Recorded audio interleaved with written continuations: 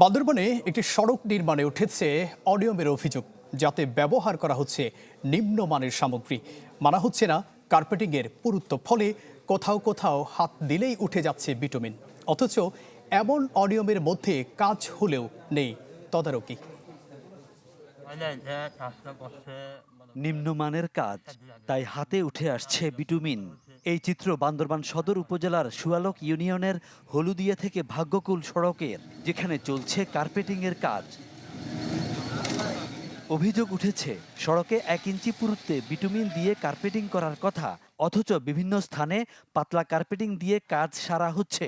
কাজটা করতে মনে করেন সাহায্য লাগে, কাজটা সুবিধা হয় না, মানে রোলার দিয়ে ভালো করে সাপ দেয় নাই। কাউকে দেখিনি, এটা আমার দোকান। সকাল থেকে আমরা এখানে আসছি, কাউকে দেখিনি। আমাদের কাজ চলিত হচ্ছে যে কাজগুলো হচ্ছে এগুলো মোটেই ভালো না, ব্যবসায়ী তো টিকবে না। মানে এটা চেয়ে না করা ভালো ছিল। ভালো হয়নি, ওই আপনার উঠে যাচ্ছে, আর বৃষ্টি পড়লে এমনিতে এটা রাস্তা পুরো মানে উঠে যাবে। সড়ক বিভাগ বলছে, কোথাও অনিয়ম পাওয়া গেলে ব্যবস্থা নেওয়া হবে ঠিকাদারের বিরুদ্ধে। এগুলো আমরা চেক করবো, তো চেক করে যেখানে কম থাকবে প্রয়োজন আমরা আবার করাবো। এখানে কম নাই, 1 ইঞ্চির মধ্যে 1 ইঞ্চি নাকি, এটা সমস্যা আমরা দেখবো, দেখে